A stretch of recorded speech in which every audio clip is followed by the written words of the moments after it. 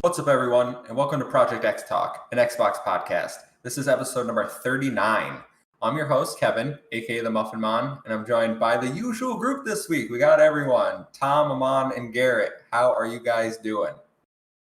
I'm doing great. Doing awesome. Doing good. I mean, I'm mad that Garrett abandoned us last week for responsibilities like work.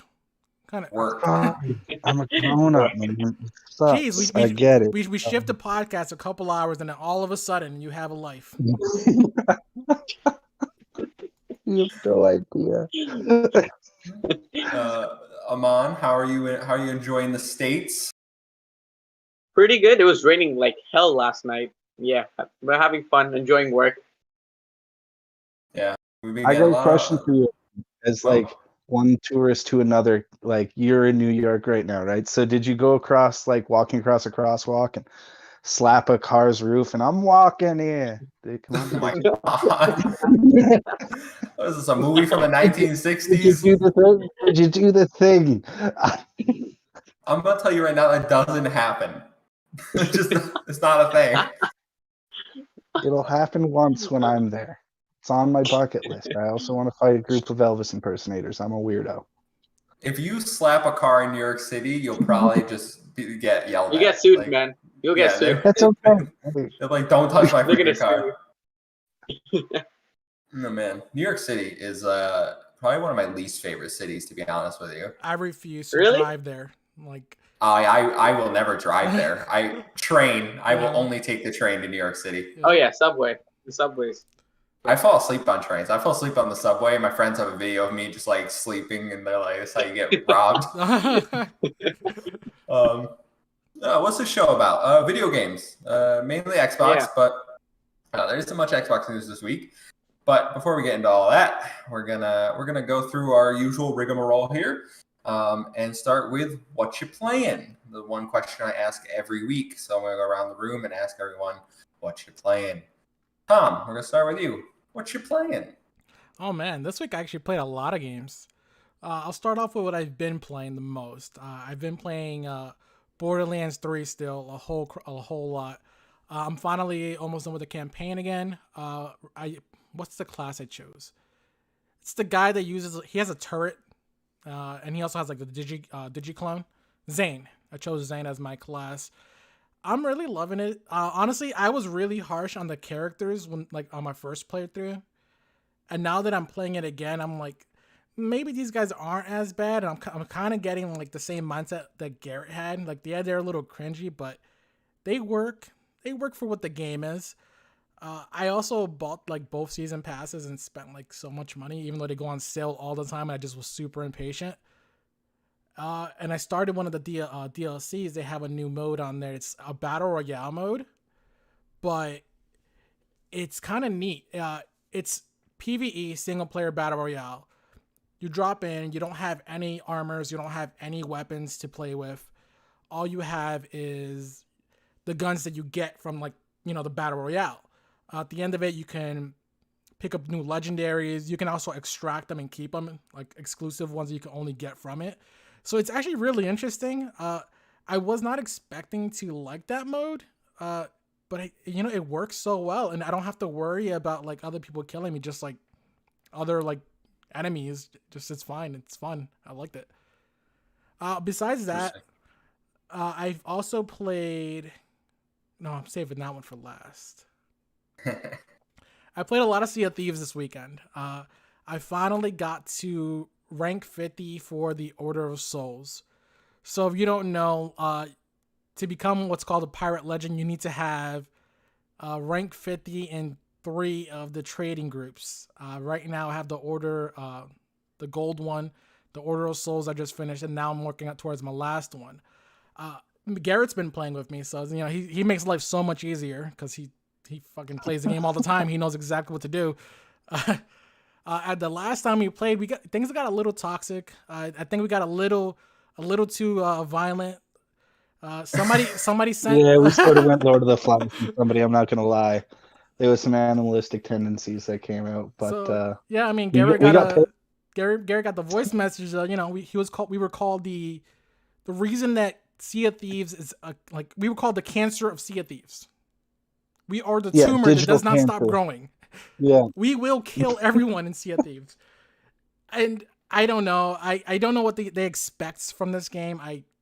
I play and I kill people. That's what I do. I mean, I'm sorry that you loot we're playing Sea of Thieves for 8 hours straight and didn't loot your stuff or didn't sell your stuff. That's not my fault. Yeah, okay, just to make a long story short, we found a guy who was basically in a server with a whole bunch of bigger groups of people. He was all by himself and got ticked off that we sunk him, even though he hasn't cashed in for, what did he say? It was like 6 or 8 hours? Yeah, it was like 6 or 8 hours. Some crazy amount of time that he wasted. Yeah, I don't get it. It was just right place and the wrong time for him. I know. So speaking of Sea of Thieves, I know that there are people in the Sea of Thieves community that want PvE only servers, so they don't have to deal with that. I'm one of them. I'm one of them. Yeah, Mom's like, I don't want to fight people. I just want to get my loot. Yeah, because I lose all the time. People just come and kill me. I'm just sailing my boat. I'm trying to get to this island, and this dude just jumps me and kills me. I have to start all over again. But isn't that what being a pirate's about? Like, if it's just a PvE but server. like sometimes, like when I'm playing with someone, that's fun. But then when I'm playing alone, it's just a pain in the ass. Well, that's why there's always ways to get away from people. Like, you could just, if you're in like the smaller boats, sail into the wind. Larger ones sail with the wind. Like, there's exit strategies for every boat. You just got to utilize them. If that game had PvE, I'm pretty sure that's where everyone would be, and I would just have to quit the game. But yeah, it would that's get boring. Yeah. Besides that, there's also another game I started or beat, I should say. Why am I all blurry? Whatever. The game dropped. Yeah, I know, it's like weird. Probably needs to refocus, but whatever. There it is. You're good now. The game just dropped on Xbox last week. It's called Dokis Literature Club Plus. Yeah. So I've never played this game, but I've heard so much about it. Oh my god. I've never played it. So I was like, you know what? It's $15. Let me go ahead and give it a shot. I figured I wasn't gonna like the game. It's just like, a visual novel. You have to skip through, read through the dialogue and make some decisions. The game was weird as fuck, by the way. Oh yeah.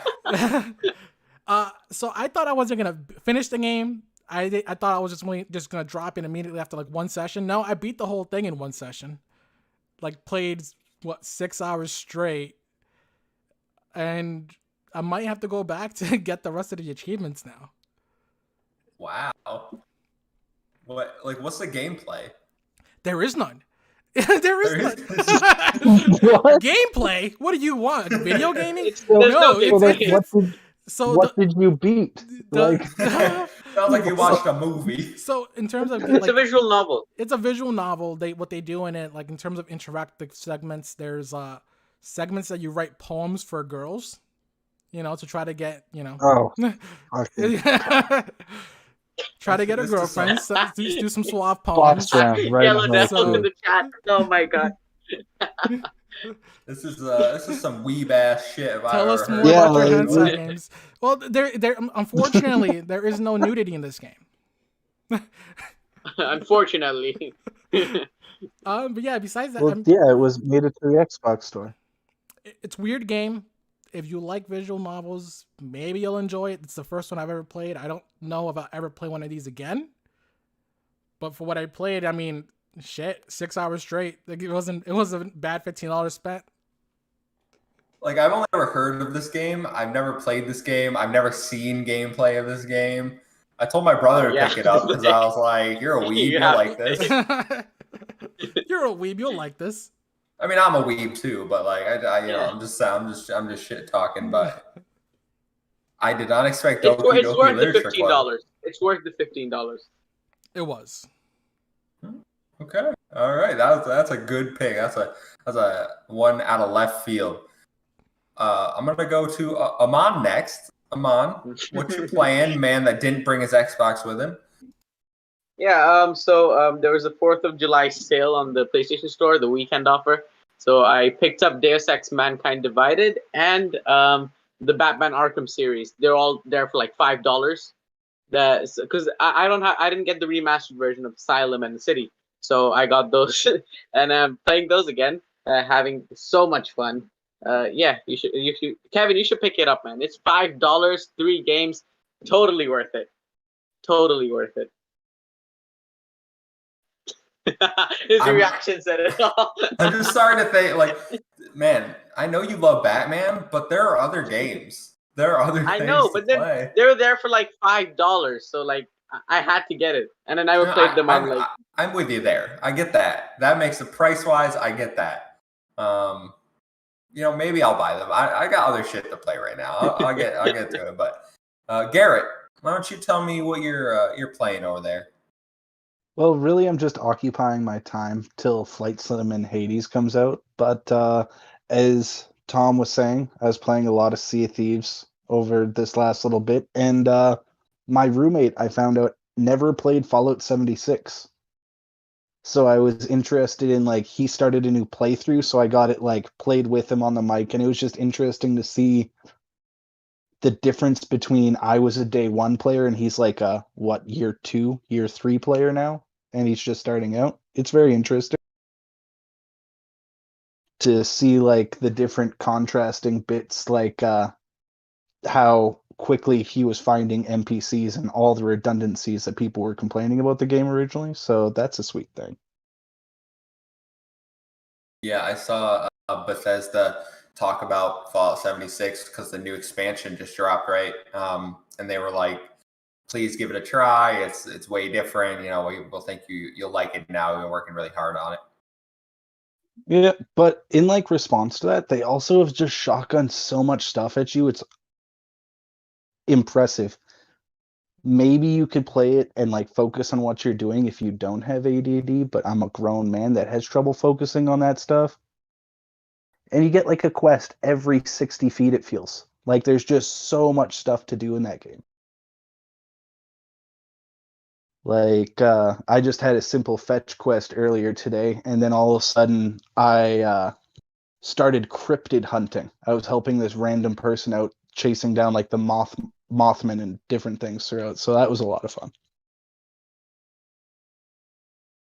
Probably a game I'm never gonna jump into, but I'm glad other people like it. I was just gonna say that should be a game that we all jump into at some point and try. I'm completely down, man. I'm down for a let's play. Come on, let's do it. I'm more likely to jump into like Elder Scrolls Online, I think. Well, I have I'm that down too. to I'll start play it. You guys just named the game. I think Grounded. Grounded would be a good Grounded. thing. Yeah, I need to try Grounded. I haven't given that game. I just want the full release. Like, it's been sitting on my Xbox for 8 months now. Well, didn't they just add achievements at least? So, I mean, that's something. They just add achievements. That is a big step forward. Yeah. That is something that maybe would be enticing. Yeah. But I feel like don't you forget those curved walls. Ooh. Oh, and the new spider. The new big that was spider. Down when I saw that on the video, like they actually mentioned that was like a big new feature. We now have curved walls. I was like hoping for a new map expansion. That's actually huge, though. Such a lesson. You have to have a pretty house. Well, Amon gets watched from behind. When I played Grounded, we had a sweet base, me and my friends. But that was like literally the first week the game came out. So I just want to jump back in when the game's complete and like go see everything that's changed and like actually play the game because I want to see the story and like how I get back to being a big person instead of this time. Maybe we never get back. Maybe we're just going to be stuck here forever. Who knows? But what I've been playing this week, and I also have quite a few games. I'm going to get the small one out of the way that I only touched for like 40 minutes. Final Fantasy VII Remake Intergrade, the PS5 version. I was like, I'm sick of waiting. I need something on my PlayStation. So I grabbed that. I played like 40 minutes of the first level. And this game might be the most gorgeous game I've ever seen in my life. It looks stunning. Everything about it is absolutely phenomenal. Like, I know I'm going to love this game, but I just don't have the time to like actually commit to it because I have been playing Scarlet Nexus, a game we talked about last week where I touched a little bit with Pong.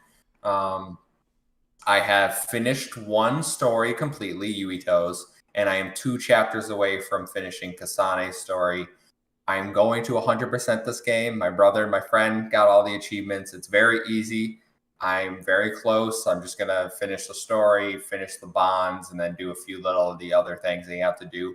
But it's a good game. I'm not as high on it as I was probably when we last spoke. I think it does get a little repetitive in the combat, especially doing a second playthrough. The only caveat is the second playthrough goes so much quicker because you can import your level and they don't scale the enemies. So you're just one-shotting most things for like the first few chapters. You can just hold the right trigger and run through. So that did make it a lot easier, made it a lot quicker. So I'm blowing through that. And then I've been playing a little more Guilty Gear Strive, which I'm really liking. Still sticking with Giovanna, still trying to do learn the game. Still getting my ass kicked sometimes where I'm just like, wow, how are these people on my floor? I don't understand this ranking system. Then other times I'm like, all right, it's a good close match. I'm actually learning. Then other times I win and I'm like, all right, I feel accomplished. But I still have a lot to learn with that game. I feel like I know all her like inputs. That's a good starting place for me. My big thing with traditional fighters is the inputs. I'm always worried that like there's going to be so many inputs. There's going to be too much for me to learn, memorize. But Strive really dumbed it down. There's only a few inputs you actually need to know, and then the rest is how you chain those together, like what strings you can do. So I'm gonna keep hanging out in training mode and then playing some people. So if anybody got Strive, hit me up. Especially if you're a new player. They're adding crossplay soon, so if you have it on PC, that's an option too. I do hear PS5 one I have is the worst version, and I use worst because apparently it has the most lag, like a latency, which I was like, how does this have more latency than the PS4 version? Like, shouldn't it be less? Shouldn't it be better? But I don't know. This is what I hear. The rollback, the rollback netcode is great. Like, this is the netcode that every fighting game needs to have, but netcode does not solve people's dog shit internet. Do not come on and start trying to play me in a match if you're playing on a toaster. Like 1 or 2 frames of rollback is fine, but if I see 7 frames of rollback, just log off. You shouldn't be playing the game. There's something wrong with your internet. See, I never understood why fighting games don't just opt into dedicated servers so we don't have to deal with that bullshit, you know? At least if it's lagging, we know it's the server itself. Like, don't make me suffer just because this other guy's internet's so trash. I can't do my combos correctly now because it's lagging. I have seen so many people debate dedicated versus peer-to-peer servers, which fighting games tend to use peer-to-peer. And people always say that dedicated servers adds an extra connection, which will increase the latency. And that's not something you want in fighting games, obviously, because you're trying to do inputs. And that argument I get, but like, how bad is it really? I want to see a fighting game with dedicated servers, and then I want to compare it to like Smash Ultimate, which adds 4 frames of input anyway on everything compared to offline. And then I just want to see the difference. Like, just give me something. Let me compare it so we can actually know. If it's more consistent, I'll take that. I'll take consistency. Like, slightly a little bit laggier, maybe, whatever, a few milliseconds, more than likely. But overall, I think it would be better. I mean, I love to see it. Yeah, I would love to see it. Like I said, the rollback netcode is great. But like I said, the person with 200 ping or whatever coming at me with 7 frames rollback, and every time I'm trying to do a combo, it says checking opponent connection, and it stops like this little box on my screen. That's not fun for me. It's not good. So I think there's still things to work out. And big issue with this game, it takes like 5 minutes to even start the game up. Like, you click start, it has to connect to Arc Systems servers, which are in Japan. and it literally says connecting to server for like 5 minutes, 20 times. It'll call it connecting to server, connecting to server. And I was like, is this something wrong with me? Nah. You look online, everyone has this issue. It takes forever to start this game up for some reason. I don't understand it. I hope they fix it. It really frustrates me. You know, it'd be better though if I could leave it in quick resume, but PlayStation doesn't have quick resume. But all right, what do we got over here from the chat? Yellow Devil. They can link that's to why I Xbox. started laughing halfway through your thing. They can link to an Xbox to upscale the Switch to a better resolution, but not putting that tech in the docking station is pathetic. Basically, just a handheld upgrade. Yeah, it is just a handheld upgrade. The new Switch is worthless if you have an old Switch. It's absolutely worthless. But it can look nicer on my car rides. Come on. I'm just confused. Like, we just got the Switch. I'm going on a tangent, but we just got the Switch Lite. That was supposed to be for handheld players. Now you're giving the OLED, which is also just for handheld players. Like, the only benefits is that new dock has a built-in Ethernet, so there's no excuse for you motherfuckers to be lagging on Smash anymore. Just plug in your goddamn cable. I told you 2 years ago. That's my rant. But people aren't going to do it. It's still going to be laggy. It's not going to help. But yeah, the new Switch, completely disappointing. I've given up on a Switch Pro. I'm just going to wait for their next handheld. And I mean, at this point, there's no games that I actually care about. So, like, just give me something. But, Aman, speaking of the Switch, you just bought one. Do you feel a little upset that they just announced the new model? Not really. I mean, it's just no What? You're upgrade. Not raging? No FOMO? Not really, no. I got it for like $250. So I think it was worth it. I'm only gonna play a select few games on there. It's not gonna be. I'm probably only gonna play Pokemon games, and I don't know. Yeah, I don't really care about the Switch OLED thingy. Luigi smooth moves at 20 frames. Yeah. But you missed one of his chat before that. Oh, I know her inputs. Damn, he's a Chad now. You know how I do it. You know what's up. Yeah, we'll get into the show proper now. We'll stop talking about the Switch, even though Smash runs at 60 frames, so I got no problem with that performance. But everything else, chugging along co-op on Age of Calamity at a nice 12 frames per second. Can't imagine why people want an upgrade. So, unless there's more shitting on the Switch, we'll get into the news, guys. So, news roundup, story number 1. What's the future of Assassin's Creed? I'm pulling from Jason Schreier over at Bloomberg, who has a report. Jason states that Assassin's Creed will be adopting the much criticized live service model. Since debuting in 2007, we've seen Assassin's Creed transition through genres, starting out as an action-adventure stealth game, and in more recent years transitioning to a more open-world action-adventure game with RPG elements.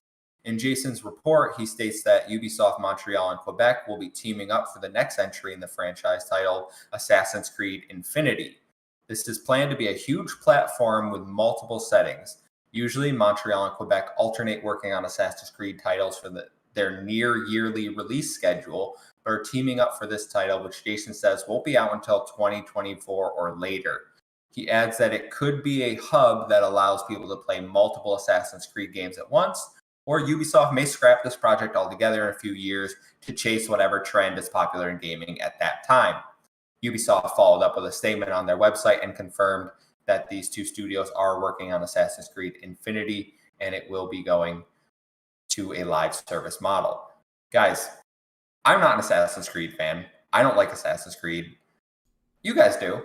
How would you feel about the switch to a live service type model? Okay, I guess I'll go first. Honestly, I feel like this is something that's been coming. Like, I feel like us Assassin's Creed fans, this is a trend that we should have seen happening ever since Assassin's Creed Odyssey. We saw that they were implementing a bunch of these microtransactions to help, progression throughout the game. And this is the next logical step if they're like in terms of like what they've been progressing towards. I'm not sure if this is going to be a good or bad thing for the Assassin's Creed franchise. To me, as long as they still come up with like good stories, honestly, I feel like that's my main driver for playing Assassin's Creed. So as long as that still stays intact, I'll probably continue playing those games. But like, it's kind of weird though, right? That they said it's gonna be in 2024. That's a huge release window. Is this just Ubisoft's like taking up their? Is this what Ubisoft just doing with like everything at this point? Because we heard with like the Division, that's also going free to play. Is Assassin's Creed potentially going free to play, and just add on all these other microtransactions for monetization? And if that's the case, I mean, are we going to take a hit in story quality? Like, this can be a bad thing, but I mean, we just have to wait and see. Anyone else? Garrett, you like Assassin's Creed? I like Assassin's Creed, but like really, it depends. Like live service is such a vague term. Like, is it going to be one of those like we're going to make one Assassin's Creed with lots of new updates for the next 10 years, like Fortnite or something? Then that'll get into like, so how will it work? Are we like the main lobby is in the real time, and then we like run up to different machines, and you could be Altair or the Viking dude, or like some new event comes in, then all of a sudden you're like a samurai or something. Like, there's just so many implications. Like, is it going to be like Destiny, where we have like multiple people in like the open areas, not like the locked off quest areas? Could we attack people? Because I think it would be hilarious to like jump off a tower all Eagle style and knife some other like noob kid that just spawned into the game. That would be funny. But like the implications of it, I don't know. We gotta wait for more as a live service game, just because like live service seems to be a little bit too vague of a term for me. So the way you're thinking about it, Garrett, you're thinking more a multiplayer live service game, where I was only thinking single player. You think they'll make it into like a multiplayer game, like an exclusive multiplayer game? Unity did have some I good have a feeling times, they're gonna man. do a multiplayer thing. Like Unity already exists technically, right? Yeah, and I mean, Assassin's Creed before that also had multiplayer, but it wasn't like their center focus. So that, it'll be interesting to see what happens regardless. I don't know. I think it's gonna be more of a. I think it's gonna be more of a multiplayer live service thing, similar to what we saw with Avengers. There will be a story, but there'll be more of a focus on the multiplayer aspects of the thing. I don't know. That's what I think is gonna happen. So we're gonna get alternate universe versions of Altair, Ezio. Yeah, Spider-Verse, like Spider-Verse for Assassins. Well, just like the new Marvel show they just announced like a couple hours ago. What if? Oh, yeah. That was good. That was good. Oh, I'm down for that really trailer. good. Yeah, I'm down for that trailer. Assassin's Creed. I've made it very clear I'm not a fan of Assassin's Creed. My friend Greg here in the chat is warning me to speak kindly as he continues his journey to get all of the achievements in all of the Assassin's Creed games. Why would you do that? He's doing a great job. He's doing a great job. I do say so myself. But I worry, first of all, Ubisoft could very well scrap this project. They are very well known for announcing games that we're never going to see. Beyond Good and Evil 2, Skull and Bones. So they love announcing games that are never going to come out.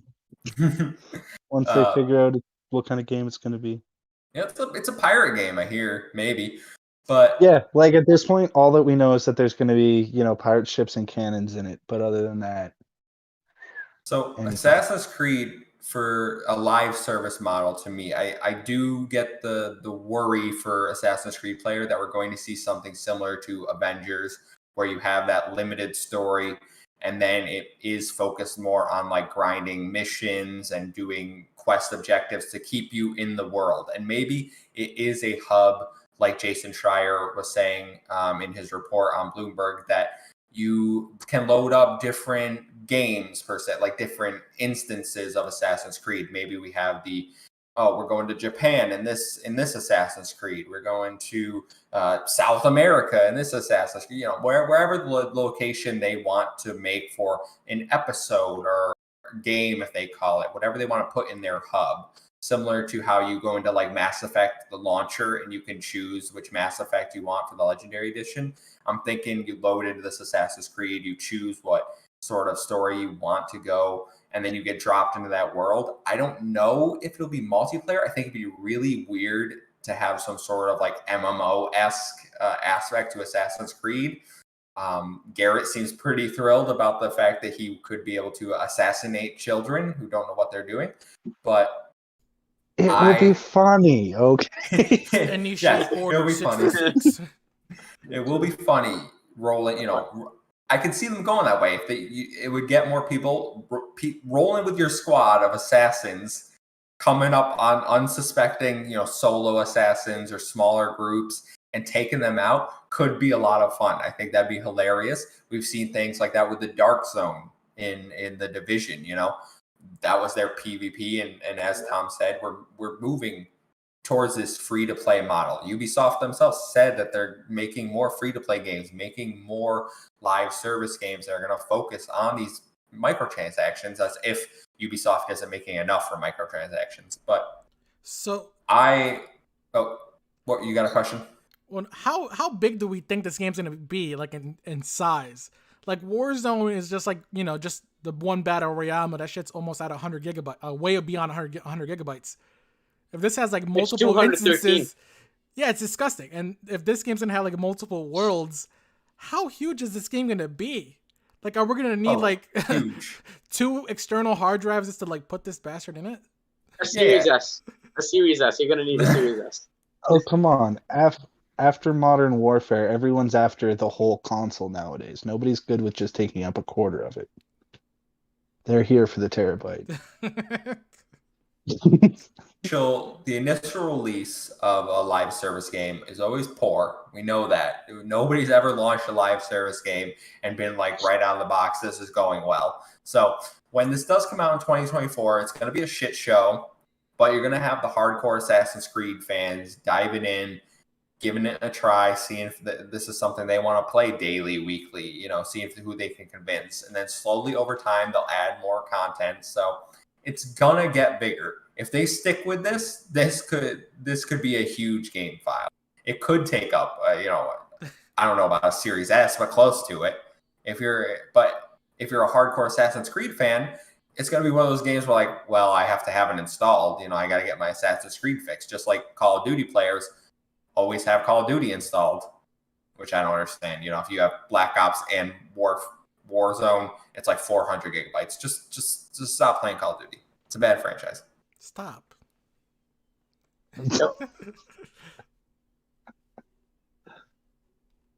Any more on Assassin's Creed? I kind of went off on a tangent there.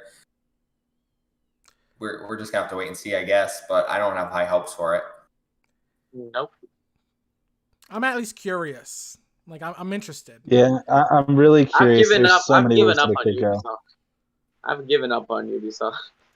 There you go, Amon, coming around. Garrett, I'm not Garrett. Amon, what is your favorite Ubisoft game? Division. The Division series. Well, that's a live service game. This sounds up your alley. Yeah, so it sounds like you've given up, but it's like what they've already did from when you started. No, but then, but why make a franchise like Assassin's Creed live service? Oh, no, I agree. Why would you do that? It's weird. I'm just pointing that out. And then, they're not bringing back Splinter Cell. We're probably never going to see Beyond Good and Evil 2 and Skull and Bones. So yeah. Beyond Good and Evil 2 looks great. Okay, but yeah. And it's probably going to be an open world game with a bunch of collectibles. Yep. I don't even remember what Beyond Good and Evil 2 looks like. That trailer is so far removed from my mind. It looks fun. I would have killed for that game. But we probably won't get it.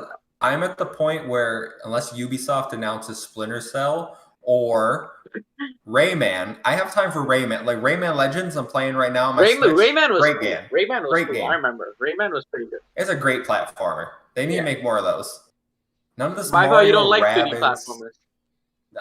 I'm giving them a try. I'm playing with my girlfriend on the Switch. She only likes 2D platformers. Is what I'm getting.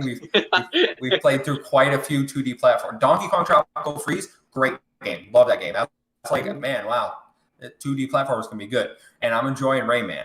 There's been a few misses. We're finishing Yoshi's Crafted World as well. Not that great. Not that great of a game.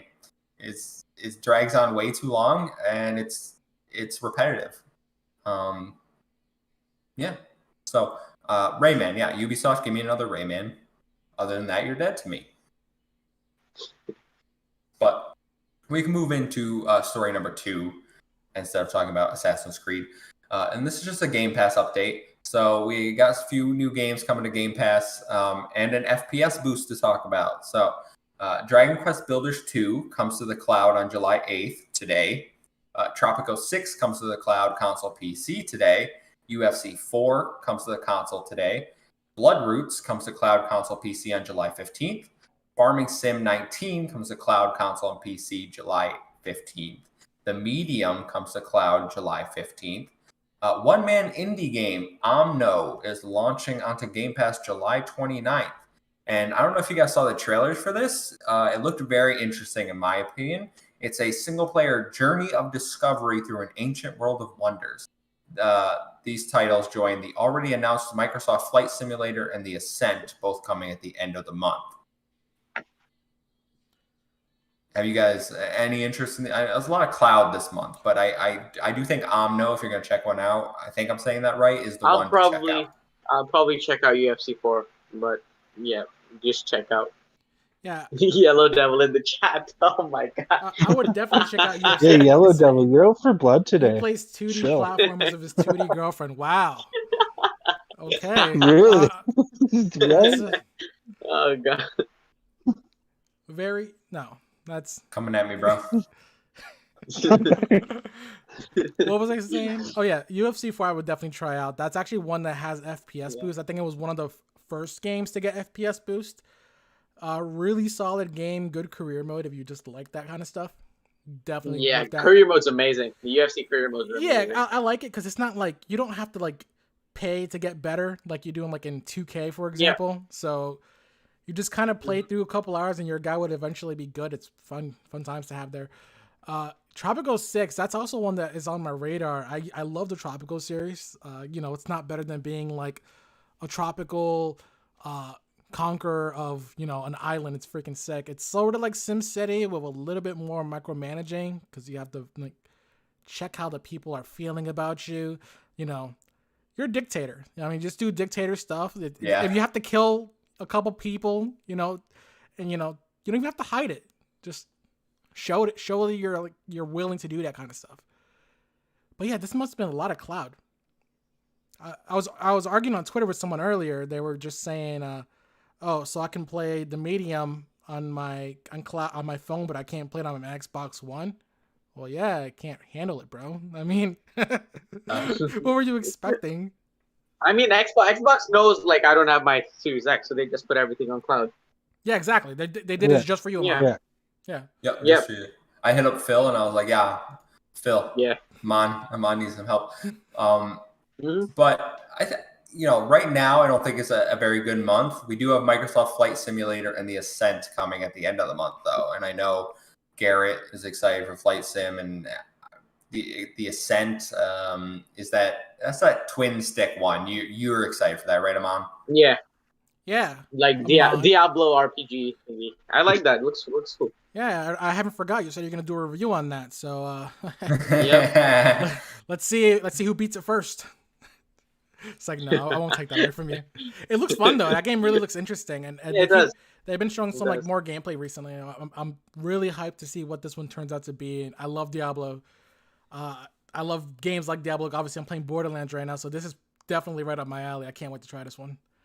Flight Simulator, I'm honestly not too hype about. I don't care about it. I've already played it on my PC last year, so I was like, it's the same thing.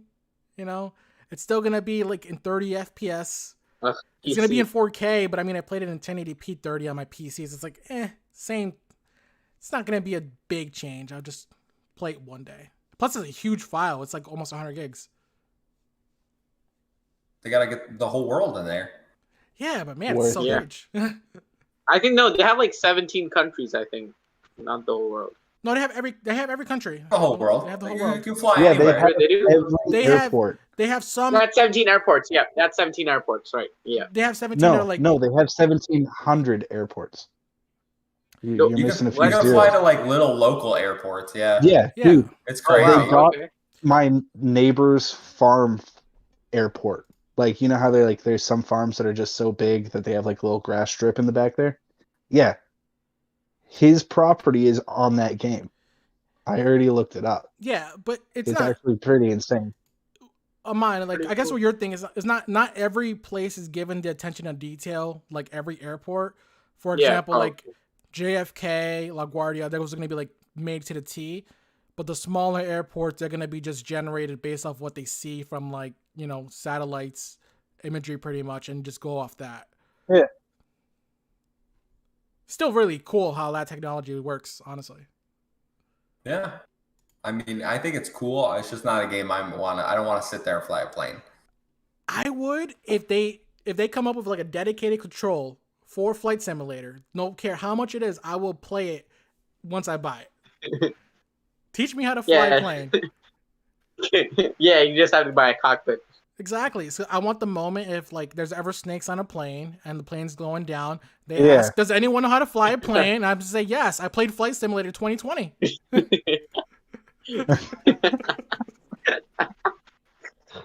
Well, Are you we sure have a- we're heading towards a hurricane? Yeah, no, I play on level 9 difficulty. It's all That's good. fine. It's all good. I'll get us right through this. Just gotta adjust this, and we're going down. Yeah. Speaking of other games, though, you mentioned UFC was one of the first games to get FPS boosted. We did get a game surprise drop with FPS boost yesterday. Dark Souls 3 got boosted from 30 to 60 FPS, and this was kind of leaked by Xbox Italy. They posted like a announcement on their Instagram, and it was quickly deleted. So I'm under the impression that this was meant to be part of a larger announcement, but since it got leaked, they just decided to drop it anyway. I don't care about Souls games, but Tom and Aman, you do. You excited for this? Yeah. Yeah, definitely. That's one of the games I haven't checked out. I played Dark Souls 2, didn't play 1 and 3. So yeah, definitely want to check it out now that it's got FPS boosted. I love Dark Souls 3. I played it on PC already in 60 frames per second, so I probably won't go back to it.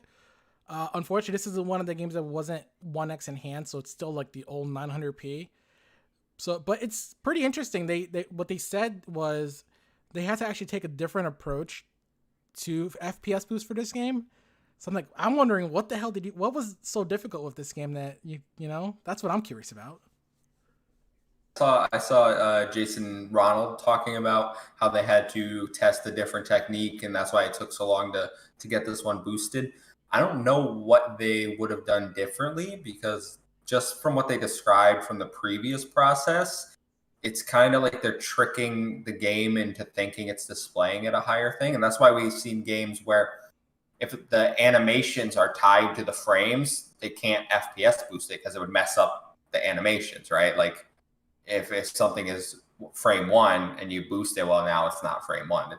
That'd be like half a frame or whatever. But I want to know what they did too. I hope Jason Ronald goes on some podcast and lets us know how they managed to get Dark Souls up. Maybe it was the case of Dark Souls 3 being tied to animations and they figured out some way around that. That would be awesome, because that would open up a whole new list of games that they can FPS boost.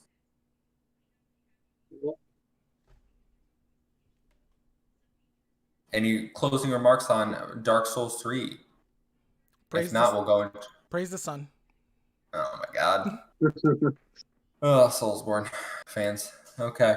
We'll go to our last piece of news, story number 4, EA Studio news. I kind of got 2 stories in here. Just bear with me. They're not very exciting, but they're a little, it's a bear week, guys. We're taking what we can get. So, Codemasters, the studio acquired by EA only 4 months ago, has announced that their CEO and CFO have left the company.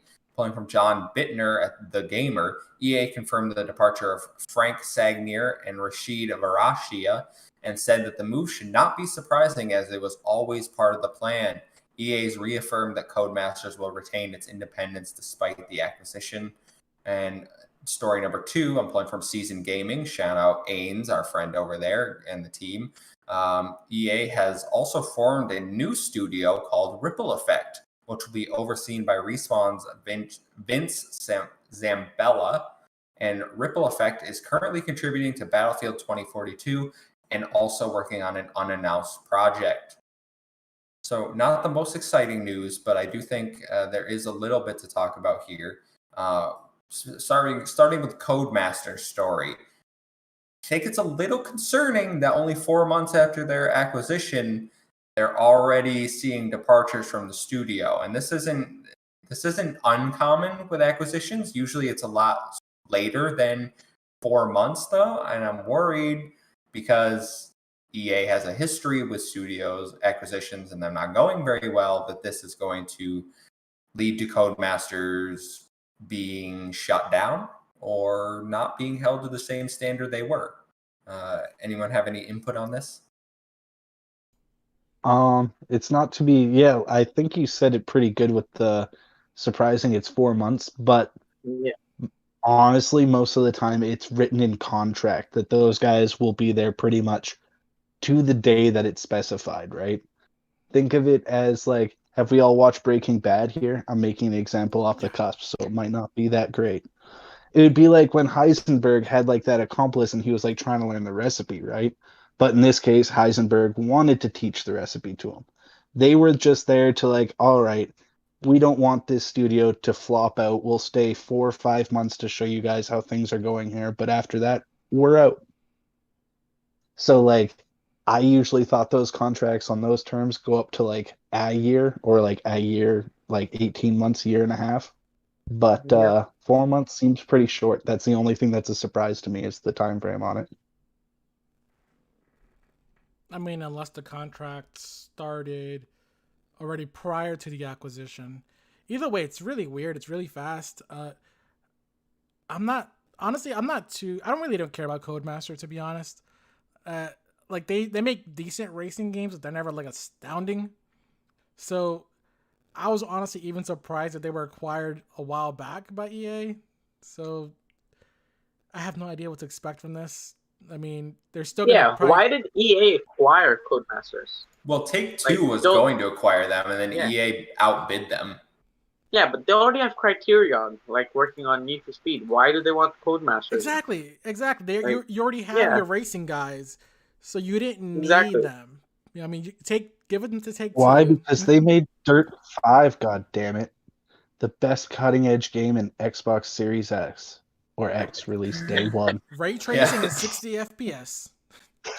I think they acquired Codemasters, one, just so Take-Two couldn't have them, but also I don't think they're very happy with what Need for Speed is, how that's panning out, because those games, they used to be good. I used to like them, but when was the last time anyone cared about Need for Speed? Revive the freaking, what's it called? The Cops and Robbers. Hot Pursuit? What did they, like Need for Speed Pursuit? See, I like those Underground, right? Was it Underground the one? Yeah, that was the good one. Yeah, see, I like Underground. If you made an open world Forza Horizon revival of Need for Speed Pursuit, that could be cool. Citywide Cops and Robbers, that'd be fun.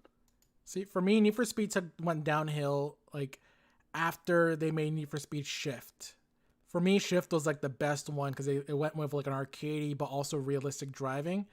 After that, like I've really got into racing sims, and Need for Speed's all arcadey. I cannot play that anymore. It just does not feel right to me. Same with Dirt. Dirt is also really arcadey. It's just I can't get into those kind of games. It's not realistic enough for me.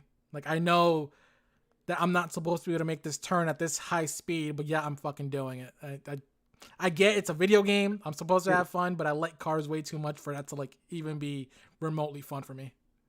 That's hilarious because I tried playing Dirt 5 and I couldn't turn at all. I was just smashing into walls. I was like, I don't understand what the hell I'm doing in this game. Yeah, Ripple well, effect, though. Oh, yeah, sorry, I'm Amon, looking. go. Yeah, that's what I was gonna say. Yeah, I'm looking forward to what Ripple Effect might be working on because like Respawn is EA's best studio. Like they worked on Titanfall, Star Wars Jedi Fallen Order, great games. And yeah, I'm looking forward to what Respawn is going to do. Or sorry, Ripple Effect is going to do.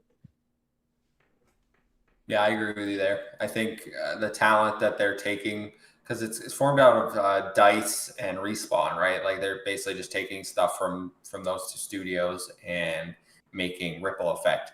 And I think those are probably their best studios. I know Respawn for a fact is their best studio. Yeah. Like, well, Yeah, no question. I shouldn't say that because if I had if I was to rank old BioWare before Anthem is their best studio. I don't know what current BioWare where that's going to rank. If they come out with Mass Effect 4 and Mass Effect 4 kills it, then they're the best studio. Exactly. If Dragon Age 4 the next Mass Effect are great, then yeah, probably they'll probably be the best. But yeah, I think what I think they're gonna do is like have Ripple Effect work on Titanfall because it has a few developers from Dice. Have them work on Titanfall and have like what's it called? Respawn work on single player experiences like Star Wars Jedi Fallen Order and stuff like that. Hopefully, if they do work on Titanfall, EA fucking learns that let's not release 2 first-person shooters that we are both publishing within like a month of each other, and let's also not market this one. Give Titanfall its own light, and that game can be great. People love it for a reason, and like the talents mixed Titanfall together. 2 was underrated AF. Yeah, underrated AF. Yeah, I think everyone knows that. It's just dead now, so like there's nothing we can do. Yeah, exactly. It's just dead game. Sorry, bro.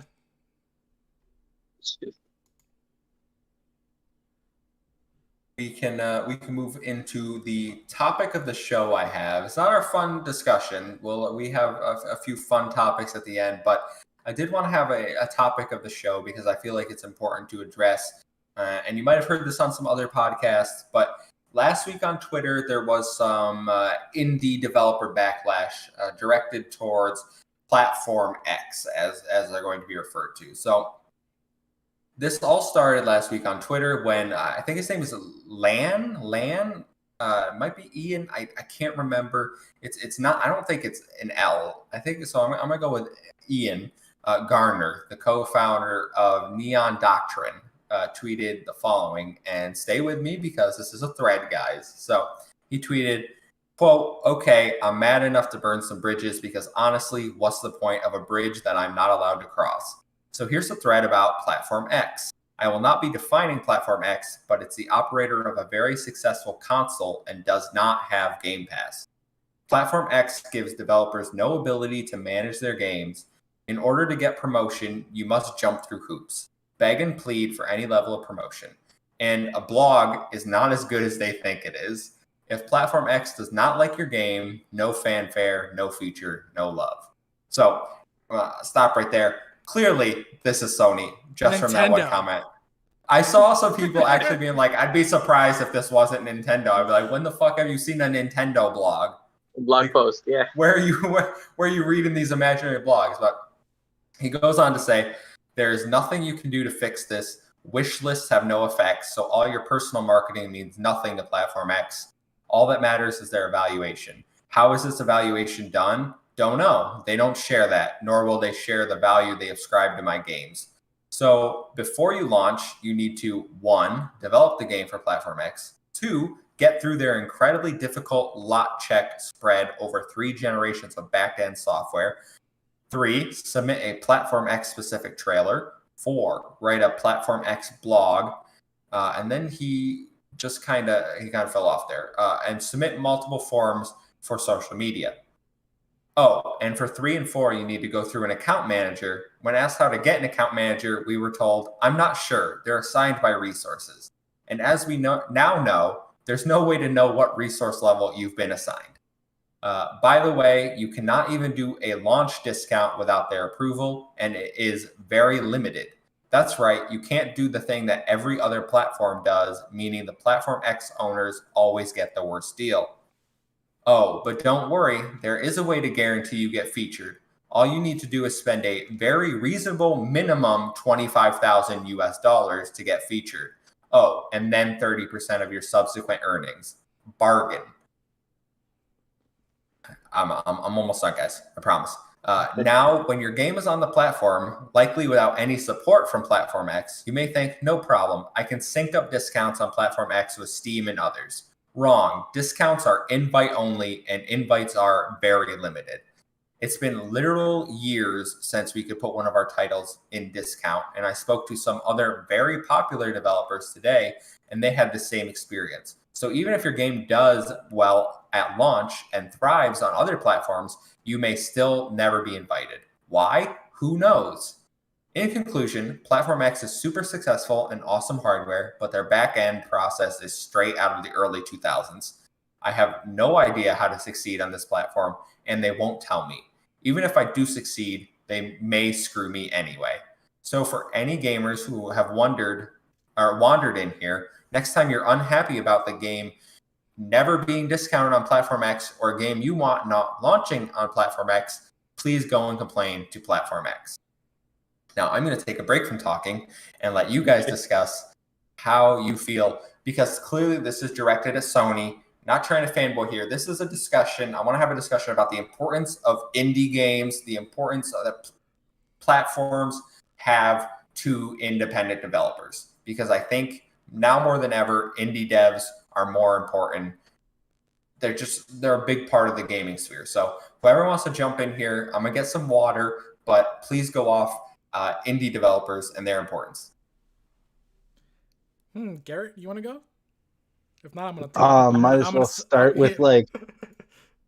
I just think it's funny how everyone jumps on like the Sony thing first. Like, I originally, when I first thought this, I was semi-convinced it was Nintendo. Like, come on. They don't allow any sales on their games. They don't advertise worth of shit. I thought it was definitely Nintendo. But, like, I had to read into it a bit more. But I also think it's funny how, like, how are people still defending these guys? Like, after I waited a little bit for some videos to come out, like, a lot of PlayStation-centric channels are just, like, trying to tell people how this is a good thing. And, like, all I get is, like, these guys are getting an even more of the extortionist game company reputation. With that whole, like, oh, if your game does well and you want it advertised, we'll take 30% off the cut. Like, come on, dude. Get a grip. But, I don't know. I need people to riff off of. Go. Okay. It seems like there's always something with PlayStation. Like, there was a thing when they canceled Days Gone 2 and weren't allowing creative freedom in their studios. And then with the whole Apple and Epic thing, there was the thing, like, they're charging for crossplay and all that stuff. It seems like every month there's something against PlayStation. Someone's speaking out against PlayStation. So yeah, it is unfortunate what they're doing with indie devs. Like, now more than ever, they've never been so essential in the gaming community. Like, I don't think last gen there was this much of an importance on indie game devs. But yeah, unfortunate to see what Sony's doing. Definitely not the route other developers should be taking. I know Xbox, the ID at Xbox program is great, but yeah, Sony need to get their shit together. All right, so now I'm gonna go on the defensive. Oh, really? Yeah. Oh, shit. We're one of the channels that defends Sony. Fuck. So damn it. There's obviously there's some things that you can't defend. You know, like, all right, if you want to give a fucking discount on your game day one, you should be able to discount your damn game. It's your game. Ultimately, it's gonna be your revenue split with Sony at the end of the day, regardless. So in that part, you know, I agree with the developers. Now, in terms of like the stuff where he was mentioning, well, you have to drop 25 grand in order to promote your game on Sony's console or on console X, as he was saying. Well, yeah, I mean, you're going to get featured on the front page of their storefront. So of course, you know, there should be some sort of monetization regarding behind that. And I'm not really too sure that that's entirely true either. Like, of him saying, like, you know, you're not gonna be able to find the games easy. I've never had issues on finding new games that I've been interested in. Whenever they have the new game listing, you click the new games, they should be in the order of like whenever they were released, and you'll find it there. I get that they're not maybe promoting the titles as efficiently as they should, but at the same time, they're still trying to make some money on the issues. They're not gonna, and they're still gonna be as restrictive as possible on that front too. I mean, they can't promote every game out there as well. I mean, then you'll turn to Steam, and Steam is trash with indie games because there's a lot of hot trash on there. And I feel like the best example of it is like honestly at Xbox. They have the best indie support that I've seen throughout any console period at this point. Nintendo is just trash at that as well, but they're not the butt of the joke right now. So yeah, I mean, I get the grievances that the person is having with Sony, but I don't think that all the arguments are fair, or putting all the blame on Sony in that front. Yeah, they can be a little bit more progressive of what they're doing, but at the same time, dude, just selling on other consoles, you'll still make some money on it as well. Not every platform is going to be exactly the same. Sony, Nintendo, Xbox, Steam. There's going to be complaints regardless. Just whatever. Let it go, dude.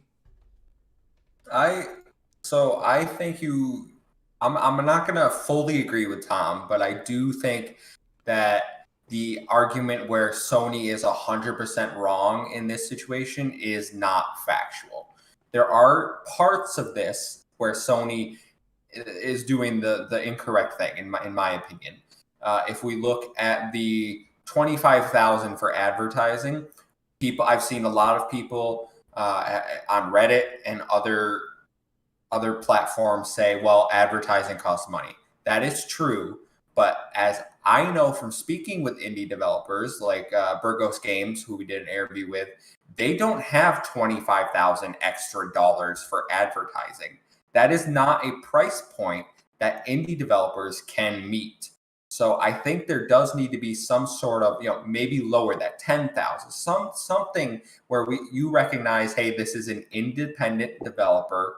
They're trying to get their game out. Maybe we'll lower it, push their promotion a little bit, and then you still get 30% of their profits just by being on the storefront. So it's not like you're not really losing any money. This could only help the sales of that game, which, as opposed to now where a bunch of indie games get drops, nobody gets promotion, nobody hears about these games, and you don't really earn as, I think there's potential for them to make some deals there and recognize the position independent developers are, because the indie game might blow up.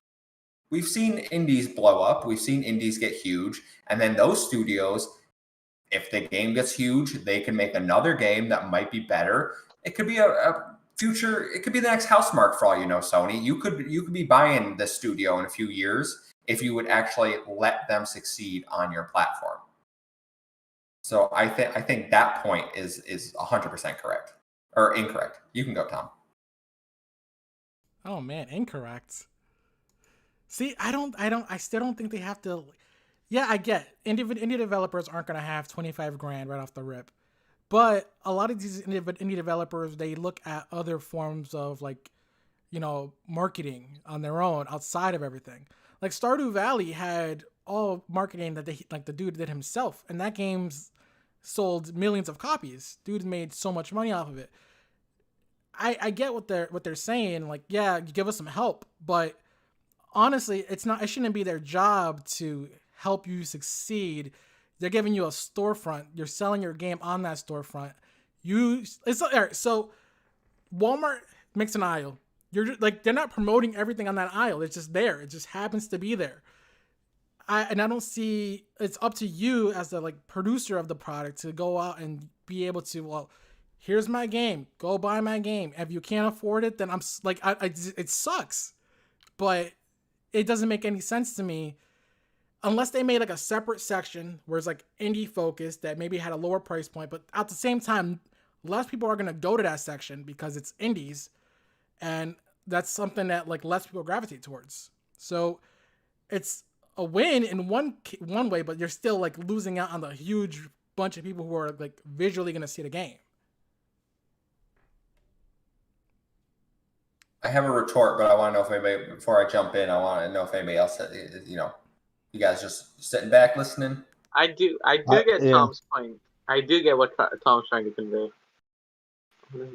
So I think every platform can do better with indies. I don't think this is specifically a PlayStation problem.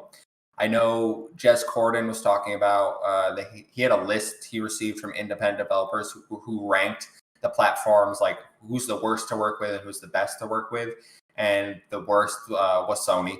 And then Nintendo and Xbox was like second to last, so they're like one of the best. And then Google Stadia is one of the best, like the best to work with apparently for independent developers, because I think they'll just take whatever at this point. But yeah, it's like, hey, you want to put your game on our platform?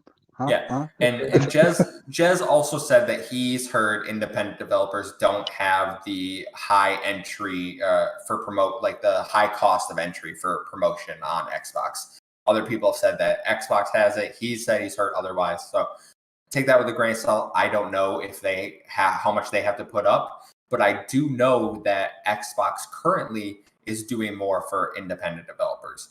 They're funding games by giving them the Game Pass money, right? Yeah. Like look at Mayday Bomber brought up in the chat. Look at 12 Minutes. 12 Minutes has Willem Dafoe, Daisy Ridley, James McAvoy as voice actors. And I assume they were able to do that because Xbox looked at them and was like, we believe in this game. We're going to give you the money. You're going to launch day one on Game Pass, being exclusive to our platform. And PlayStation used to have something like that. They called it the Pub Fund, I believe, where they went out, they gave indie devs money, and it was like, all right, you're going to pay this money back through the sales, but you got to make your game. They got rid of that. I don't understand why they got rid of that. Though that is how you find the next big talent, by giving them, by believing in them, by investing in them. So I think independent developers need more support from the big platform holders. I get what you're saying, Tom, that their games wouldn't be discoverable if they didn't give them the storefront. That is completely true. The storefront is a big part, but I can only it benefits the entire gaming industry from where I'm at, and maybe I'm taking too much of a socialist perspective. I'll let it out there. I'm not a capitalist guy. I do lean very much towards the left, and I'm like, yeah, we should help everyone. So maybe that's a little of my bias coming out, where I'm like, these big corporations should help the small guys and lift them up, and everyone benefits. But at least give us a indie section of your platform, because I go onto the PlayStation Store right now, and it's literally just promoting Ratchet and Clank, Returnal, Demon, like the big PS5 games, and then I don't see a section that's only promoting indie games. I think Nintendo is off on their indie games are thriving on Nintendo because it's a handheld platform, and those games are more suited over there. But there is a lot of junk on that storefront. It's turning into Steam. You cannot find anything on the Nintendo Switch. That is a terrible storefront. So it's definitely not just a PlayStation problem. Every platform can do better. But I think PlayStation clearly has some drawbacks that they need to address.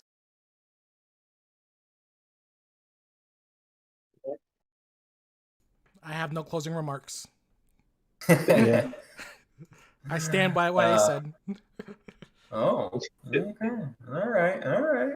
I wonder. I'm pretty sure PlayStation shut down the Pub Fund thing they had because they're investing in studios like Housemarque, and then they recently invested in Haven, Firewalk, Deviation Games, and all of that. So I think they're just going up to these indie devs and looking at what they have and then investing in them instead of just investing in the majority of them, like how they did before. It would be interesting to see what the success rate of the Pub Fund actually was for Sony when they were doing it. Like, how many hits did you guys find? Because that can also be like a factor. Maybe they didn't find the right games to invest in, and it was not feasible for them to continue with it. That could easily be the case. No, man, they shut it down after they heard that some people wanted cross-platform. Yes. No. I can't remember. I don't know why they shut down the Pub Fund, but it did. What is that game that a sequel is just announced for it? It's an arcadey type game on PlayStation. It's on the tip of my tongue. I can't describe the Ghost game. Runner. I don't know. All I know it by name. Is it a platformer or? I don't know what the game is. I only know the name of the. I only know the name of the game. There's this is game. the problem. It's got characters. No, You have listen, to press it's a buttons. big indie game. Use a It's a big controller. indie game. I was really specific. Use a controller. It's a big indie game on PlayStation. I thought Is it Ghost Runner? Among Us The game. sequel for that was just announced. What was? Ghost Runner. No, that's no. But you know, Aman, you brought up that they were going to like Deviation Games and Firewalk. Yeah. There is a big difference between those studios, which I would struggle to call indie. Those I wouldn't not say. Why? I They were indie. PlayStation Studios. funded them. They're growing because of PlayStation. Money. They didn't have money before that. Where do you think they get the money from? Deviation Games is a bunch of people that came from what, Infinity Ward or Treyarch? They came from Call of Duty, right? Yeah, Treyarch, yeah. Yeah, those are not indie devs. Those are people that have been making they're experienced AAA devs. games. They're experienced devs forming an indie studio with the help of PlayStation. And with the help of PlayStation, they're going to become a AAA studio now. No, but isn't it? It's way easy. This is my point. Those are AAA developers that went to Sony and were like, "Hey, we're making a new studio. You want to give us some money? Here's our pedigree." Mediabauer, Jade Raymond, same thing. Jade Raymond just formed a studio. That's not. I'm not going to call that an indie studio because Jade Raymond is established. She doesn't have to, an indie dev to me, and I feel like we've lost sight of what indie actually means because it's kind of taken on this weird thing where it's like, oh, that art style means it's indie. Like Bug Snacks, people are like, it's an indie game. It's not a fucking indie game. Like Bug Snacks is not an indie game. I'm sorry. Fortnite's an indie game. It's not. An indie game. Like art style does not determine if it's indie. And even being an independent developer doesn't mean it's losing its focus as being indie. Like Hades is an indie darling. Fuck out of here. That's not on the same level as actual indie games. Yeah, that's like what Supergiant, right? Yeah, Supergiant. They've been around for years. Supergiant is not an indie studio. I'm sorry, they're just not. Not anymore. Once upon a time. Yeah. Like, we need to get away from this whole thing where like art style and type of game dictates whether we call it an indie. That's my whole point. And the studios that are actually making indie games, they're not getting the money from PlayStation. They're not getting the whole. They're the ones going to Xbox and like, we'll put our game on Game Pass if you give us some money to help us. And yeah, but then even Xbox does this. See, if Xbox likes the game, then they fund it, right? They're not just gonna fund any game. If they like the game, they're gonna fund it. But you would at least get free advertising if they go on to Game Pass, right? If you go on to Game Pass, Game Pass is just like, think of it as Netflix. They're still gonna need the filler shows in between their big shows, right? So they get. I'm pretty sure they'd get free advertising because it's not like Phil Spencer, whoever would come up and just be like, "Hey, we need you to pay us $10,000 because at the beginning of every month we do like a little forced commercial where all the new games are in it," right? They'll basically come up and like, "Here's your money deal. We need you to give us a 15-second snippet of the show so we can put it in our This Week in Gaming," right? Do you remember the 4-hour long ID at Xbox showcase a few like how many of those games do you actually remember? I don't remember single game. Death's Door, that's it. Train.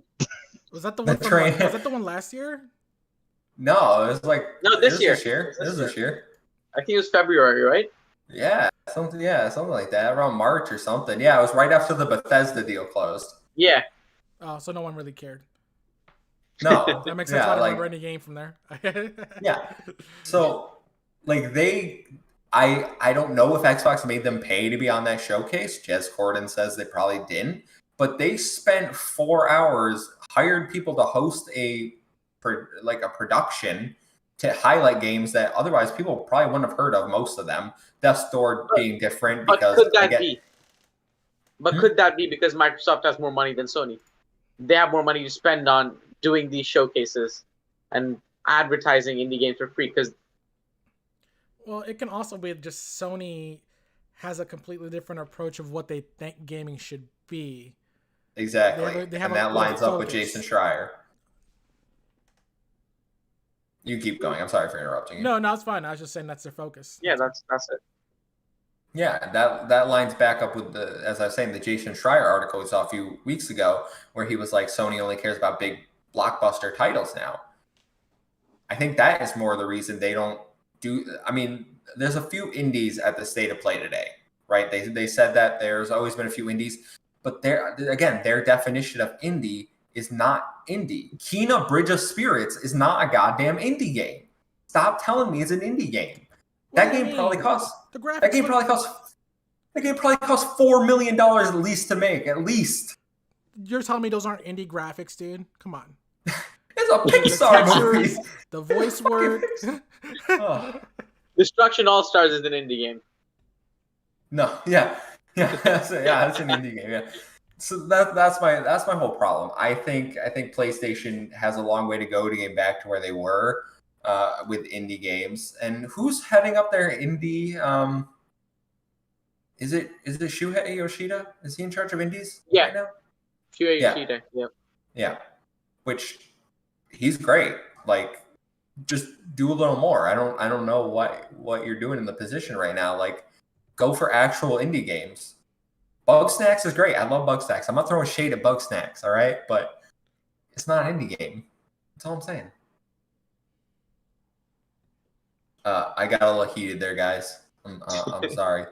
I like indie games. That's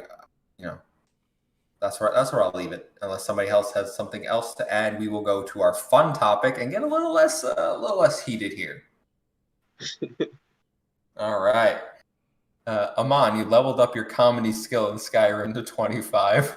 It's like Yellow Devil says. Almost there, You're Aman. Watch this guy taking shots at everyone. Yeah. Making a joke. He's like, wow, Aman made a joke. Level up. All right. Fun topics this week. We got 2 of them. And these are how we end every show. In case you're not familiar with our format here, we always have some sort of little gaming-centric focused topic that we're just going to talk about, have a little fun, not about the news. But this week we'll discuss what is our hidden gem in gaming, and then what do we think is not the best, but our favorite video game villain, I should say. So which one of those do you guys want to start with, villain or hidden gem? Don't mind. Let's do the hidden gems first. Let's get that out. Hidden gems. Okay. Garrett, you've been a little quiet since I went off on the indie dev. So why don't you give us very scary, intimidating. No, I'm just kidding. It's okay. You can come back out to play. What's your hidden gems? Yes. I was thinking about this so much, and I actually have 3 that I boiled it down to. So I'll do fine. Go for it. Each one. Okay. Darwin Project, I think, was the biggest, most underrated game in Battle Royale genre, and not just because it was set in Canada, but because well, no, the game design of it is there was 16 people sort of in what is that movie with the 12 districts? Put up your 3 fingers and whistle. Yeah, it was sort of Hunger Games style, and there was a 13th person who was the host that had miraculous abilities of making one area super cold, so that person would have to have a fire, and when you lit a fire, it would signal off everybody else because it had survival elements as well. Sorry, I'm going around my house looking for better service. You could vote on a good or bad host, or you could release wolves or things, just a whole bunch of wacky different things. And then for my second one, I would have to say there was a time before I owned a house where I had a PC and a console, and I was a huge RTS guy. So have you guys ever heard of this game Impossible Creatures? Never. Not once. Oh, dude. It was back when there was a whole bunch of different RTS games and everyone was trying to be different. And then this one guy made Impossible Creatures right at Warcraft 3 when everyone was getting a concept of my army needs a hero. But in this one, your hero would go around and he was basically a zoologist. And he would, let's say, take DNA from a scorpion and from a cheetah and combine them. And that's what you could use as your troops, right? So you'd put like a stinger tail on a cheetah, and that was like your fast attack bike unit, right? Or you could get on like a little paddle boat and send your guy out to the ocean and attach like ant DNA and legs onto a blue whale as like your big siege unit. And it was just, the implications of what your armies could be was crazy. And then my third gem was Dawn of Man.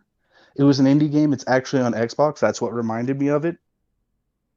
And yeah, it was an RTS game, but you didn't really have control over the people. You could suggest things to them like, hey, you guys should gather in this area. And you just went up through the ages. And I thought that was really cool. But yeah, those are my 3 hidden gems. Any questions? I've never heard of any of those. I've heard of Dawn of Ages. Yeah. Dawn of Ages was the only one. And Darwin's Project, I saw it. Dawn of Man. Dawn of Man, yes. But Yeah. Garrett, like, pick one. Right now, I'm just sorry, throw one man. out. Throw one out. Which one? I would have to say Impossible Creatures. It was like a 2003 game, but I still think it holds up. Also, Mayday Impossible Bomber, Creatures regarding is your first game, said, "Isn't that just what Canada is actually like?" Yeah, sometimes. I like to think of it, we're just like Americans, but on hard difficulty. Like, it's a little colder. well, yeah, it's just like we do all the same shit as America, but like our air could kill us for half the year. Or like we do all this without guns, right? Like it's just like same thing, just hard difficulty. How am I gonna chop this tree down without a gun? Fun fact: in America, we do just shoot down trees. Yeah. I go to Walmart, get my AR-15 assault rifle, and just mow that tree down. Yeah. That's why so many people die during Christmas chopping down trees in America. That's crazy. It's a game, really. You got to dodge the bullets. might ricochet. Yeah. Like you tell everyone, all right, I want this tree, stand back, and then you shoot down your Christmas tree. If it happens, it happens. You know, you gotta sign waivers. It's a whole thing. That's such an amazing place. Also, Dollar Tacos, crazy. Such a mythical people. Dollar menus, yeah. You don't have dollar menus?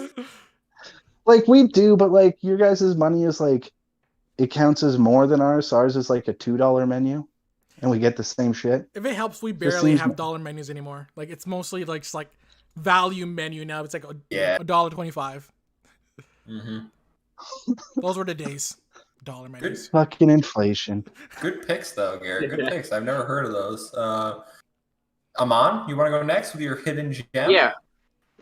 This isn't really hidden. It's a gem though. Well, then it defeats the purpose. It's underrated. It's an underrated game. I swear, if he says a Batman game, I'm gonna flip my shit. Batman Arkham Knight. No, it's a severely underrated game. It's Mad Max by Avalanche Studios. I think that game's severely underrated. I actually fully support his decision. That's a great game. I just downloaded it last week. That game's awesome. Yeah. I never heard about it until like 2 months ago. I think the game's amazing. I played it very recently, so fresh in my mind. It's severely underrated. It has to be Avalanche Studios' best game. Like, Just Cause is so shit in front of that game. Like, it's absolute dog shit. But yeah, that's my gem. Oh, I knew of it. I also know of it. Yeah, but none of you haven't played it, have you? No, I haven't never played it. That's fair. Exactly. That's fair. I haven't played it. Exactly. You know, it's not the worst pick I've ever heard. I expected worse. Cyberpunk. Mayday Bomber. Cyberpunk. Tom, you want to go with yours? Yeah, I guess I'll go with mine. So this one was hard for me because I also had 2, so I'm just gonna throw both of them out there. The first one on the list was We Were Here, and the entire franchise of We Were Here. I feel like it's actually a really hidden gem, unless you've played it on PC. That's like really like where it has any sort of relevancy, where it started. The first game was free to play. Have you heard of? First of all, has anyone ever heard of We Were Here? No. Okay, so We Were Here. It's shit. Was that the name of the game? Fuck. It might be. It might not be. let me just look this up real quick. We were here. Hidden. It's so hidden. He doesn't even know the name of it. Oh yes, it is. We were here. Okay, so yeah, we were here. It's a game where it's co-op. You have to play it in co-op, and you also have to play it with voice chat on. You're not supposed to look at like. There's no cheating that you guys are supposed to do. It's each character in this is in two separate areas of the like. In the first one, it's like in an old mansion, for example. You have to go through the game and say what you're saying to the other person. There's normally like a puzzle in the room, whether it's like some cogs, some shapes, a whole picture or landscape or whatever. And the other person has the answer in their room somewhere. And it's Operation Tango. This is Operation Tango. I never heard of that, but it might be the same exact concept. Yeah, literally the exact same concept. It just came out on PS Plus last month. Me and my brother are working our way through it. It just came out on Xbox this week. If anyone wants to pick it up, you get a friend pass, so you can invite the other person for free.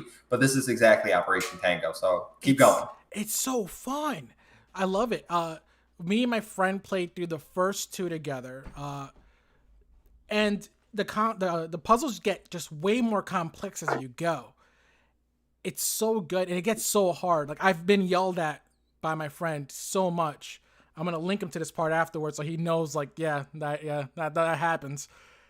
Cause I'm just like bad at like, whenever it's his turn to tell me what I need to do from what he sees, it was always perfect. But when it's my turn, either I'm just getting like really unlucky and getting the hard puzzles, or I'm just like bad at explaining. What do you see? Like talking about Sauce? No, not Sauce. He would not be able to play this game. He's he's always too high. But no, it just it's a hard He's game. A great Sea of Thieves partner, though. Yeah, I'll give him that. Like, let's say there's a room where my buddy's like his room's getting filled up with lava or some shit, right? And I'm on a time crunch to tell him what he needs to do to get out of there. I cannot for the life of me explain it. Like, we've been stuck on this, what's possibly the most simplest puzzles, where eventually he tells me, you know what, fuck it, show me your screen, because he's given up all hope in me. I'm like, oh my gosh, it's only been an hour, man. But yeah, okay. Fun game. Highly underrated. There's 3 versions of it. The first one is free on Steam if you ever want to play it. We were here. I think I also saw it in the Xbox store. So, give it a shot. You gotta grab a buddy. The last game I had was Alpha Protocol. This one I feel is like a really, really hidden gem. It's made by Obsidian. It's one of their more early games on the 360 and PS3. This one tried to be like Jason Bourne meets Mass Effect. And it does a lot of things wrong. Like, I'm telling you, the gunplay was bad. This game was buggy as shit when it first came out. The graphics are bad. The voice acting is also extremely subpar. But, as you peel back all the layers of what tends to be what people would consider a crappy game, which I also would, you actually get a really deep RPG experience, as Obsidian does. But, just be mindful. Game's not the best, but it does have a huge cult following, like me. I've heard of that one, actually. I've never played it. And from your description, I don't know if I want to play it, but yeah. Well, listen, if the first game sounds sweet, like that sounds like a lot of fun. Dude, try it. You and your brother can play it. Like, you will love it. He doesn't have a freaking computer. Okay. Well, sounds cool. I also broke the rules and put down 3. So I'll quickly rattle off those. Amon was the only one that followed our recommendation and gave 1. So what are you gonna do? But my first game, and I don't know, these are hidden gems to me.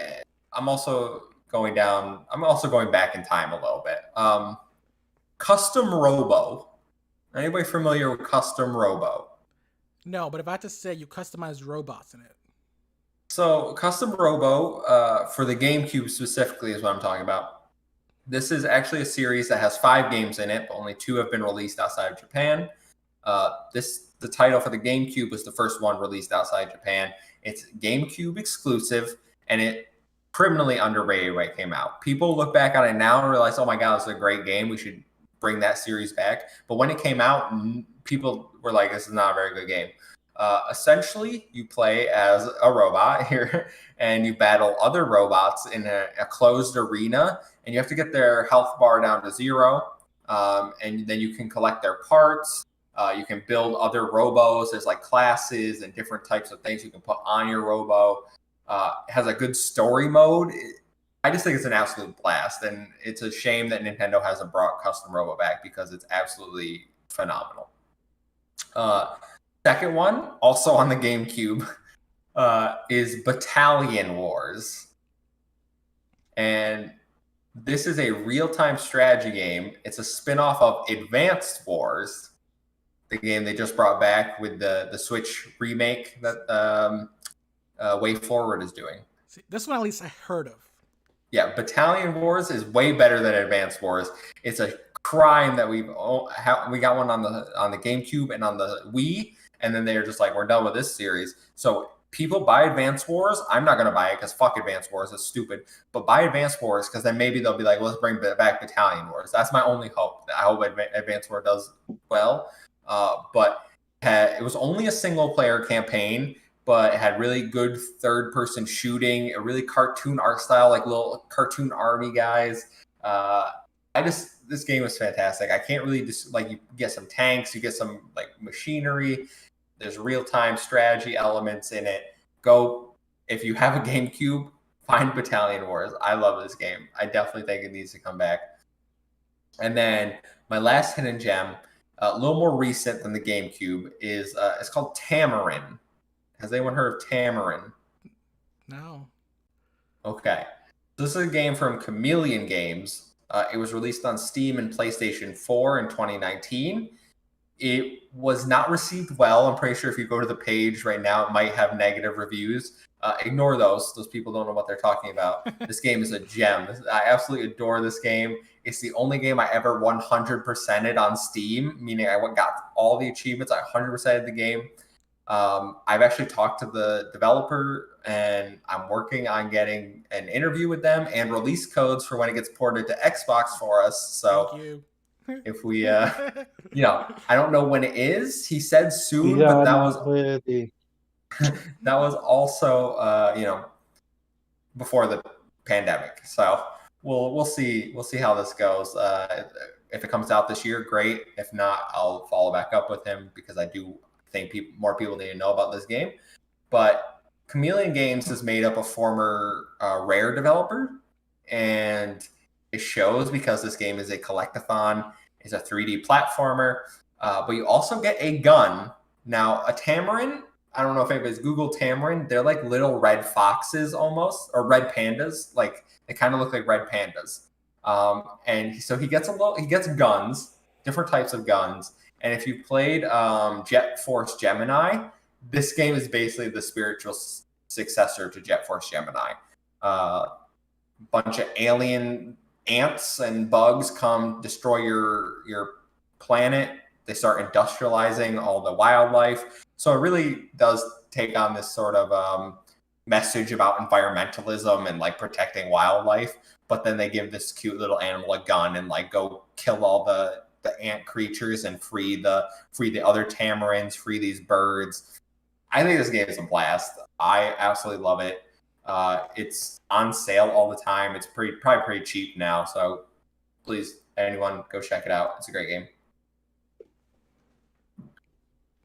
And with that, we've given you plenty of hidden gems to go play. And I haven't heard of most of these, so it's it's good.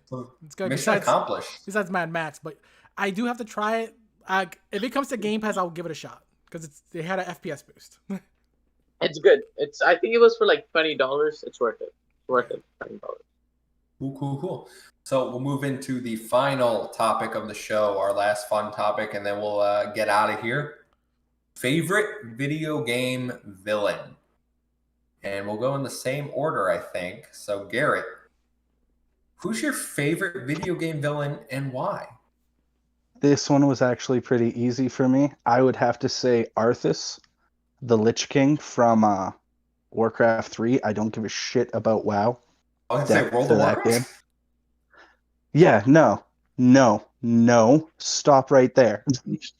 So in the RTS game, like it had like with Blizzard RTS back in the day, you'd play as like each race for a separate bit of the campaign. And the ironic thing is Arthas was like the hero for good with the humans. Then he went bad. Then you followed an entire campaign also with him as like becoming the bad person who has just saved the humans at whatever cost, sort of led him down to as a descent to madness. Then the other two campaigns, he was just the antagonist. So like he had the full character wheel, right? Just been there, done that in all the departments, and I loved him for it. Is an unexpected pick. Well done. I don't know who that is. I played World of Warcraft for a little bit, but you just said that isn't the same guy. Bye, Amon. Whatever. Well, it is the same, but it's like No, the layout. like he was just the cater to everyone bad guy. Sorry, my bad. Cater to everyone bad guy? Well, sort of hard to explain, but he was just like the dude that he's like, this is the combined evil. You didn't really get to see the march up, decay into madness, and then just like him being the bad guy for the other two campaigns. Like, he was just a bad guy. Wow. He was a well-rounded figure in Warcraft 3. If that makes any sense. Oh, Devil in the chat says Rave Lord Nitto from Dark Souls 1. The best beats among the dead. I don't know what he's talking about. Can anybody help me? I played Dark Souls 1 too, but I honestly don't remember all the bosses, and I don't know. Sorry. We failed you. Good pick, Garrett. Amon, your turn. Favorite video game villain and why? My pick is Joker from. Shocking. I'm just kidding. See, this is why I feel like we talked about this before. Welcome to Project Bat Talk, our weekly Batman podcast. No, my actual favorite villain from a video game is Irene Engel from Wolfenstein 2. So like she's like a sadistic totalitarian. Like Hitler is in Wolfenstein 2, and he comes out as worse as Hitler in the game, and like you have to be like you have to be really bad to do that. And yeah, I think could agree with him on that. The guy was a maniac. Hitler's a bad guy. Hitler's a bad guy. She was a maniac, but yeah, you have to be pretty bad to be worse than Hitler. She would be my pick for this. I will take your word for that. Tom, favorite video game villain? So, this one was hard for me because I was like, I always say Handsome Jack so much, so that's going to be the obvious choice. And then my other obvious choice is also not going to work. So, anyways, I ended up just choosing GLaDOS from the Portal series. I love GLaDOS. She is the AI talking to you throughout the entire journey of Portal 1 and some of Portal 2. She promises me one thing, at the end of this whole journey, we're going to celebrate. You got a cake waiting for me at the very end of it. You're going to throw some funny jokes my way, wish death on me, but like, in a joking way, but you truly mean it way. I love GLaDOS. Yeah, she makes the Portal experience so fun, and I never got my fucking cake. So, she has to get on this list. Most passive-aggressive antagonist in the entire history of games. Yeah. Mania Bomber, Handsome Jack is a great pick. Choose him instead. See, that was gonna be, but I mentioned him so much, I feel like that would be the obvious choice. Handsome Jack, easily always gonna be like in my top 3 villains, period. He also says his favorite villain is worse than Hitler. Just think about that for a second. Your favorite villain is worse than Hitler. Come on, careful there. Got some explaining to do. Yeah, no, good pick from Portal. That's a classic video game villain. Good twist. If you haven't played Portal, you just got the whole thing spoiled. So, oh well. But I'm gonna go full weeb on you guys You guys are all picking like kind of normal answers, I Sephiroth. guess. Huh? I said Sephiroth. Sephiroth? No, Sephiroth isn't even that like good of a villain, to be honest. Like he's cool, he's a badass, but he's not like a phenomenal villain. I'm going with Yggdrasil from Tales of Symphonia, and I won't say their full name because that's a spoiler for the game and would ruin a big plot twist. I picked Yggdrasil because when he's introduced as the leader of Crucix. He's pretty menacing. He's an angel. He comes down from the sky, whoops your ass. You can't beat him. You can survive long enough that the battle ends, but you can't beat him because you only do 1 damage, and you're like, oh shit, like this guy's gonna mess me up. Over the course of the game, you find out more about his backstory. I picked him because unlike Amon, I didn't go for like the evilest villain I could think of. I went with like the most interesting one. And he isn't super evil. Why does everyone love taking shots at me? Like, what is this? What is this, man? You did choose the most evilest one. You chose someone worse than Hitler, man. I'm just saying I wasn't taking a shot. No, I wasn't. We just feel that you misread the question, man. No, supposed to be like the one that we found the most interesting and layered. No, that's what I'm trying to say. You just went for fucking maniac. It's perfectly fine that you went for the most evil villain. That's a completely fair way to choose your favorite one. I wasn't taking a shot at you. I was just saying I went in a different direction. So I went for a villain that like I find compelling, like has a great story, is very complicated because I don't think he does super evil things, but you can also sympathize and understand his motivation. His whole goal is to bring his sister back to life. His sister lost her body, but her soul has been preserved. So he's been looking for like a suitable candidate to put her soul into. And that's the whole thing. That throughout the story, you learn about him, his sister, their relationship. So then we finally like get the scene where like, oh shit, like he lost his sister. You kind of understand like why it's so hard for him to accept that she's gone. It literally drove him to control 2 worlds simultaneously. He enslaved humans. So we had a little something in common between my villain and your villain, Amon. But he enslaved humans. He established an entirely fake religion to trick people to get his sister a new body. But then he also makes you tackle the social issue of discrimination because he's a half-elf. And in this world, half-elves are discriminated against. They're not accepted by humans or elves. They're hated. So you see where he is hated just because he was born a certain way. And then you kind of understand, like, oh, yeah, if I had to deal with that shit and then my sister died because of, like, something along those lines, I can understand, wanting revenge, and not really caring what happens to other people because they've treated you like trash. So it kind of makes sense in the end. His whole thing, I think he's the best villain because he's the most complex and like, Manny Bomber, except the whole human ranch thing. That's pretty evil. Yeah, that's what I'm saying. Like, he does some fucked up shit, okay? There's no denying that. But I understand what led him there, why he's doing it. And I think even if his methods are completely wrong, his reasoning, his backstory is what makes him the best. I have another pick, actually. Joker. No, he was only like the villain for like the first half of the game. Yeah, this is a terrible pick. Kamoshida from Persona 5. That's the coach, right? Yeah, that's the coach. Yeah, the coach. Yeah, that's the first villain. I like in Persona 5. You liked him? Yeah. What? He's a fucking pedophile. Whoa! But when you traverse his mind, though, you see some weird shit, man. It's pretty neat. Yeah. Dude's just a narcissist that couldn't get out of the high school era. Like I don't feel bad for that dude at all. He just wanted his students to work harder. It's he wants to win championships, man. He abused them. Relax. Yep. He has a reason for doing all of that. We got rid of him. We won that. Yeah.